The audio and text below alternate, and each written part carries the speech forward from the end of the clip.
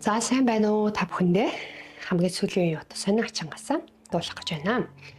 За 2025 оны 1 сард бол би Солонгос очоод 14 онцод ирсэн байгаа. За тэгэхээр энэ хугацаанд би бол эмчилгээ хийх гэж явсан. За ямар эмчилгээ вэ гэхээр ерөнхийдөө хамрын гамритын хагалгаа хийхээр явсан байгаа. 2013 онд буюу одоос бараг 12 жилийн өмнө яг энэ төрлийн хагалгаанд би орсон. За тэгээ хагалгаа маань анх хийхдээ бол яг ингэж уруулын доогоор нээлттэй буюу одоо уламжилт нээлттэй маягаар хаалганд орж исэн. За тэгээ энэс хойш бол мэдээж олон удаа ханаа төрсөн, эсвэл одоо ялангуяа утааны бохирдлоос болоод дахин одоо ханаа төрөх, дархлаа сулрах одоо шинж тэмдгүү зөндөө байсан учраас гамрит маань төдийлөн сайжраагүй. Тэгээд ер нь бол маш олон удаа одоо сэтэрсэн, өвдсөн тэмдгүүлүүд байсан. За миний одоо мэдэрсэн хамгийн хэцүү мэдрэмж юу гэдэг вэ гэхээр нэг одоо толгой өвдөх юм бол хамгийн бага 7 хоног өвддөг. За өвдөхөөрөө бүр ингээд заримдаа өвчин намдаахын муухаар дарагдахгүй хэмжээнд маш хүчтэй өвддөг гэсэн. За ингээд энэ мэтчлэг одоо явсаар байгаа их олон жил болчихж байгаа. Тэгээл гайг болохоор гайгүй үсттэй гээл. За эсвэл хөндрөнгүүт нь өвдөөлөхлөнгүүт нь лимуу жаргах заах эсвэл одоо ингээд хамраа 9 жилээр угаах ингээл бараг л одоо хэрэглээгүй арга бол үлдээгүү. Очихоос өмнө мэдээж хэрэг би Монгол хүмүүстэй холбогдоод одоо эмнэлэг нь Монгол орчуулагчтай байсан учраас цаг аваад за яаж үзүүлэх үү яах вэ гэж тохирсон байсан. Тийм болохоор очсныхан өдрөө шууд эмнэлэгтээ үзүүлсэн гэсэн үг. Үзүүлэнгүүд эмч маань миний өмнөх одоо 23 давхар хамгийн сүүлд бол би 23 онд СТ хэрэгжижсэн байгаа. Тэгэхээр тэр зургийг хараад за ерөөдөө хагалгаа хийх боломжтой юм байна. За би яагаад Солонгос явсан бэ гэхлээр Монголд бол өмнө хаалгаа хийсэн учраас одоо ингээд хагалгаан дээр бол бас нэг төдийлөн дэмий ахаа тэгээд эмийн эмчилгээ хийнэ үү санал болгож байсан. А Монгол болохоор гормоны эмчилгээ хийлгэжсэн учраас надад тэр нь ерөөс тохироогүй. Одоо гормоны эмчилгээ хийхэд уруулын дээгүүр айгүйх ингээд сахал илүү ургаад эсвэл биений юм ингэж ерөөс алдагдаад ер нь нэг таагүй мэдрэмжүүд өгөөдсөн. Тийм болохоор за гормоны эмчилгээ нь бол надад тохирохгүй байна гэснийг би бол ажиглаж мэдсэн. Тийм болохоор Солонгос руу одоо явахар шийдлээ. За тэгээ нэгдүгээрт хоёрдугаар болохоор Монголд болохоор за ер нь дахиад хаалгаанд ороод ч нэг тийм төдийлөн сайжрахгүй дэ гэсэн над хэлсэн учраас гэхдээ би бол нэг олон эмнэлгээр үл яваагүй ганц 2 хон яг одоо нэр бүх эмнэлгээс явсан. За тэгтээ одоо би Австралид ирсэн байгаа учраас надад Солонгос арай илүү ойрхон байсан. Хоёрдугаарт болохоор нөгөө хүүхдүүдийн хичээл амрах хугацаанд л амжуулж чадах юм бол надад цаг хугацааны хувьд болон бусад зүйлийн хувьд бол илүү сайхан тохиромжтой байсан учраас Солонгос руу явах шийдсэн. Мэдээж ингээд байнга зовиртой байна гэдээ бол хэцүү шүү дээ. Байнга ингээд зовиртой байхаар хүн яадаг вэ гэхээр сэтгэл санаа хямардаг, ажлын бүтээмж маш их буурдаг.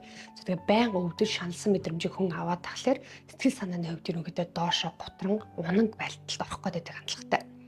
За тэгмэд би Солонгос яваад яг нэг уулзаж тохирсон зөвснийхаа дагуу одоо тий цаг авсныхаа дагуу эмчтэйгээ уулзсан. Тэгээд эмч нь болохоор заагаа хаглаа хийж болноо. Гэхдээ яг ячамд яг ямар зориулал ирээд байгаа гэдгийг асууж ирсэн. Тэгвэл миний болохоор хамгийн одоо гамритас мэдэрдэг хамгийн хэцүү мэдрэмж болохоор заримдаа ингээд тонгоож болохгүй ингээд нүрээр маш хөндөрлөж өвдөн. Тэрхэдээ энэ хоёр хөмсөг хацаар шүдний дээгүүр бол маш хүчтэй өвдөлтүүд өгдөг. А тэгээ энэ өвдөлт нь болохоор ерөөхдөө дандаа толгоон өвдөлтөй хослоод бүр ингээд нүдээ хөдлөхөд хүртэл маш хэцүү мэдрэмж өгдөг байсан. Тэгээ толгоо өвдөхөөрөө бол ингээд 7-оос бүр 10 хоног өвдөн. Бүр үнэхээр ингээд тавгүй. Тэгээ ингээд нэг сардаа ингээд байн тогтмол ингээд өвдөж идэг. Тийм байсан учраас ер нь бол одоо Солонгост үзүүлж үзье гэж шийдсэн байгаа. Солонгост үзүүлсэн чинь эмч маань болохоор за чи хаалгаанд орж болноо. Тэгтээ одоо бид нар хаалгаанд орлоо гэж 100% асуудал чинь шийднэ гэсэн үг биш. Хаалгаанд орохгүй чи бол өөрөө шийдээрэй. А тэгээд бид нар гамритыг дахих тавихгүй гэдэг бол тухайн хүний өөрийнх нь одоо арчаатай байдал, өөртөө их халамжтай байгаа байдал, гамаасаа барьсан байдал, олон удаа ханаа төрөхгүй байгаа байдал гэдгээс бол хамаардаг учраас бид нар бол ингээл 100% таныг шууд эрүүл олно гэж баталгаа өгч чадахгүй гэж надад хэлсэн. Мэдээж энэ хороо дээр баталгаа өгдөг зүйл нэгшгэж байхгүй учраас би бол энийг зөвшөөрсөн. Хамгийн гол нь эмч тэгсэн байхгүй хэрвээ чиний одоо над толгоон өвдөлч маш хүчтэй өвдөлч одоо зөвхөн гамриттай холбоотой байна гэвэл энэ өвдөлт арилна. Гэхдээ гамриттай холбоотой өвдөлтөөг бид нар сайн мэдэхгүй байна гэж надад хэлсэн. Тэгээ хагалгааны өмнөх бол шинжилгээнүүд өгсөн байгаа. За тэнгууд би болохоор бас өөрийнхөө сэтгэлийг одоо бүр илүү гой цэвэр дээрэс нь одоо яг үнэхээр энэ гамритын өвдлүүд толгой өвдлүүдийг ялгахын тулд давхар бас өөр эмнэлэг дээр шинжилгээнд өгсөн. Ягаад би тэр үзүүлсэн эмнэлэгтээ өгөхээр тэр болохоор 3 дугаар шатлалын буюу одоо хамгийн дээд шатлалын эмнэлэг гэсэн үг. Солонгос болохоор эмнэлэг маань ерөөдөө 1 2 3 гэсэн шатлалаар хуваагдчихээн гэж би ойлгосон. Тэгээ 3 дугаар шатны эмнэлэг нь болохоор зөвхөн дурангаар хагалгаа их эрхтэй гэж манай орчуулагчид надад бол хэлсэн. Яагаад гэхээр би тэрийг тодруулж асуусан байх гэхээр 3 дугаар шатны буюу хамгийн дээдлийн шатны эмнэлэг гэхээр үн төлбөрийн хувьд маш өндөр байсан. Зөвхөн би одоо хаалгаанд орох шинжилгээнд өгөхөд 3 сая вон буюу 7 сая гаруй төгрөгөөр шинжилгээ өгсөн гэсэн.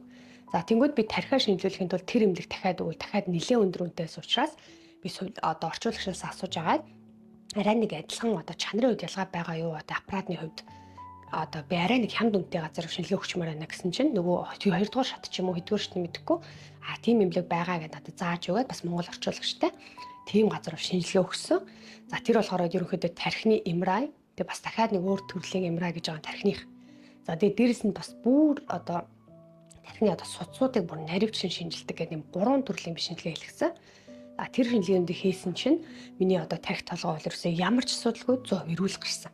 За тэгэхээр би тэр толгойн өвдөлтөд ерөнхийдөө гамриттай холбоотой мэн гэсэн уншиг өөртөө бол тавьж байгаа. Тэгэхээр миний толгой эрүүл учраас миний гамритаас болж би тийм их өвдөлтийг авсан юм байна гэж ойлгоод гамритийн хаалгаанд орохоор шийдсэн байгаа. За ингээд би одоо өөр газруудад Солонгосын өөр эмнэлгүүдэд бол гамритийн хаалгыг маш хямд хийлгэж болох байсан. Гэхдээ яагаад энэ эмнэлгийг сонгосон бэ гэхээр дурангаар хийнэ гэсэн. Өмнө нь бол нээлттэй хаалгаанд орж байхад бол хаалгааны дараа бараг бүтэн сарын хугацаанд маш хүчтэй толгой өвдсөн, маш хэцүүсэн зовиртой. Тэр нөгөө толгойн өвдөлтөө бүр ингээд даван туулахад маш төвхтэй байсан. Тэгвэл дурангийн хаалга бол нэгдүгээрт хөнгөн байна, хоёрдугаар хурдан нөхөн сэрэг нь ил шарах үсэхгүй гэж хэлсэн учраас би одоо бүр дурангийн хаалга хийл гэж ирмэлцэн. Тэнгүүд дурангийн хаалгаанд орохлоор нэлийн өндөр үнэтэйс. Одоо миний хаалга бол дангаараа бараг 20 сая руу төгсөн гэсэн үг. Гамрит хаалга маань дурангаар ороход. За тэр шинжилгээгээ нэмэх юм бол ерөнхийдөө би бараг 30 сая төгрөгийг зарцуулсан гэж ойлгож байна. Одоо яг очиод шинжилгээгээ өгвөл маргааш шинжилгээний хариунд гараад нөгөөдөр хаалгаанд орсон гэсэн үг. 1 сарын 16-нд би хаалгаанд орсон. Яг хаалгаанд орсны дараа бол надад төрсөн мэдрэмж ямар байсан гэхээр бүр ингээд би хаалгаанд ороогүй юм шиг ямар ч зөрөг байсан бүр. Ямар ч зөрөг бүр гайхаад. Тэгээ яалт ч ингээд харахаар бол ингээд хамар нэг чихээс хийцэн баг зар ингээд цус шүүрж байгаа. Тэгэхээр бол яач хаалгаа хийцэн юм байна гэсэн мэдрэмж. Тэгээ юм ч бол тэгжсэн байхгүй. За хэрвээ одоо өмнө хаалгаа хийсэн учраас бас нэлээд ярвхтай байдаг хаалгаа. Тэгээ одоо магадгүй ингээд цэвэрлэх явцад тий хацрын хөндөг цэвэрлэх явцад дутуу юм үлдчих гээд байх юм бол өмнөх шиг том биш ч гэсэн жижигхэн одоо уруулахын доогуур ингээд зүсэлт хийгээд бас цэвэрлэж магадгүй шүү. Болвол одоо бид тийш дурангаар хийх гээд үзнэ. Үнэхээр болохгүй бол баг зэрэг зүсэлт хийж магадгүй гэдгийг харилцан тохиролцсон байсан. За ингээд хаалгаан дээр гарч ирсний дараа бол надад ямар ч зүсэл хийгээгүй байсан. Тэгээ бүр айгүйх баярлсан. Вау ямар гоё юм бүр зүсэл хийгээгүй дан дурангаар орчих гээд. За тэгээд эмнэлэгт байх одоо энэ чинь 1 хоног хэвтүүлж байгаа байхгүй эмнэлэгт. Тэр хаалгааны дараа болон эмнэлэгт байх одоо бүтэн 1 хоногийн хугацаанд маргааш нэмлээс гарын гартал бол надад бүр ямар зөөр байгааг. Бүр ингээд яг ингээд үнэхээр гоёсэн. Тэр бол мэдээж хүчин намдах тариа мариантайгаа холбоотой ч байсан гэж магадгүй. За тэгээд эмнэлгээс гарсны дараа 2 хоногт бол нэлээд зовиртойс. Одоо өвчин намдах юм би чи өдөрт 3 удаа ууж байгаа ш. Яг тогтмол 7 хоног хин 7 хоног уuna гэд. Тэгэхэд л одоо өвчин намдах юм ууж байгаа хэрнээл өвдөлт нь агуу тааламжгүй өвдөлттэй байсан. Гэхдээ тэр бол ердөө 2 хоногор үржилсэн. Ингээд одоо хаалгаанд орсоос нийт 3 хоногийн дараагаас ирвэл ерөнхийдөө өвчин намдах юм ууж байхад бол ямар ч өвдөлт нь харьцангуй бага бараг мэдэгдэхгүй шахуу хэмжээнд бол байлгаж чадсан. Ерөнхийдөө хаалгаанд орсоос 7 хоногийн дараа бол дахин давтан үслэг хэлгээд тэгээд эмч маань ерөнхийдөө одоо солонгос усад бол ингээд нөгөө гамрит буюу хамрын хөндөө өрөвслийг дахин давтагдахгүй байхаар одоо тариа гарсан байгаа. Тэр тариаг одоо танд хийж өгнө гэж хэлсэн учраас хаалгааны явцад тэрийг хийсэн гэсэн. Хоёрдугаарт би Австрали руу нисэхэд бол 12 цагийн урт нислэг. Тэгээд дунд нь мэдээж бас онгоцоо сольж байгаа. Нэг удаа нисэхдээ 6 цаг орчим нисээд дахиад одоо солиод дахиад 6 цаг нисэж байгаа байхгүй. Тэнгүүд их удаан нисэж байгаа учраас бас бид нэр одоо аюултай санагдчихээн. Цус алдах магадaltaй өндөр талтна гээд цус тогтоох эмүүдийг бас маш сайн болгосон. За ингээд би хаалгааны дараа 7 хоногийн дараа үзүүлчихэд гэрлүүга одоо яг 9 хоноод гэрлүүга буцсан баг. За нэг иймэрхүү байдлаар би Солонгос бол одоо эмчилгээ хийлгэсэн. За яг өмнөх одоо ягаад энийг би хуваалцаж байна гэхээр дурангийн одоо тэр хаалгааг бол миний ойлгосноор бол ерөөсөө тэр 3 дугаар шатны буюу энэ хамгийн том эмнэлэг хийдэг юм байна. Өөр газар хийхгүй юм байна. Өөр газрууд нь болохоор гамритын хаалгааг хямдхан хийж зөндөө. Гэхдээ тэр нь болохоор дандаа нөгөө задгаа буюу уруулын доогор зүсээд нээлттэй хийж байгаа юм байна гэж би ойлгож авсан. Тэгээд дурангаар хийх юм бол бас яг маш хөнгөн хурдан идрэл сайтай байгаа юм байна гэж ойлгож байна. Тэр өмнө миний нүүрний хавдар одоо хамгийн анх 10 гаруй жилийн өмнө хаалгаанд ороход бол маш их хавдчихсан.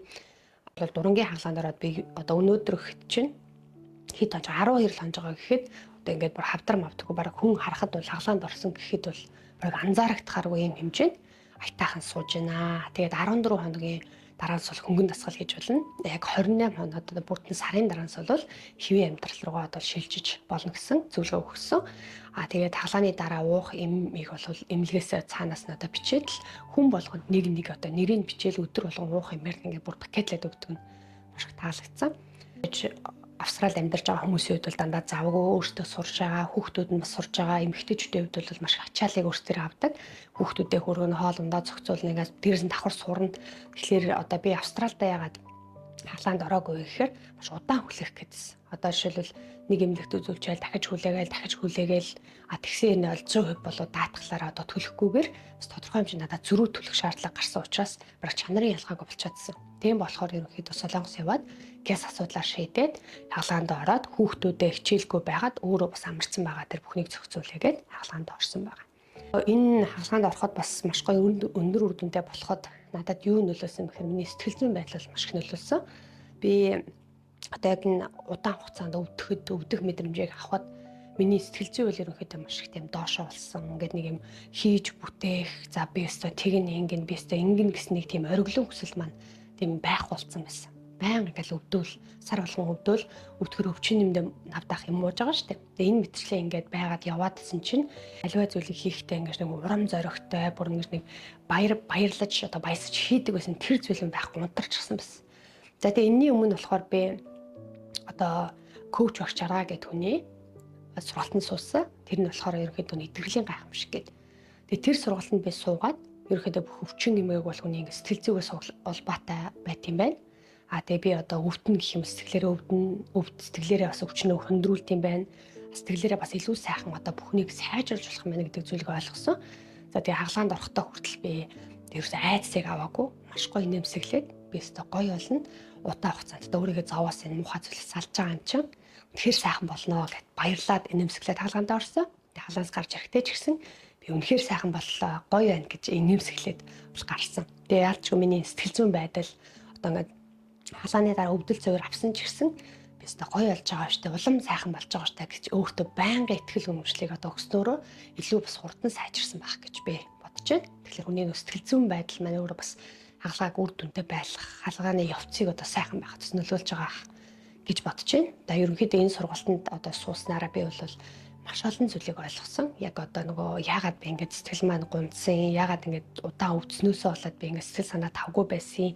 Энэ маань нэгэ цаашдаа миний амьдрал, ажлын бүтэмжид яаж нөлөөлсөн гэх мэт зүйлүүдийг ойлгож аваад буцаад одоо яг ямар гიშг жаргал байлаа би гэдгээ буцаад сэргээж, буцааж одоо тэр сайхан ажралтай, баяр баясгалантай, үр бүтэмжтэй байж чаддаг.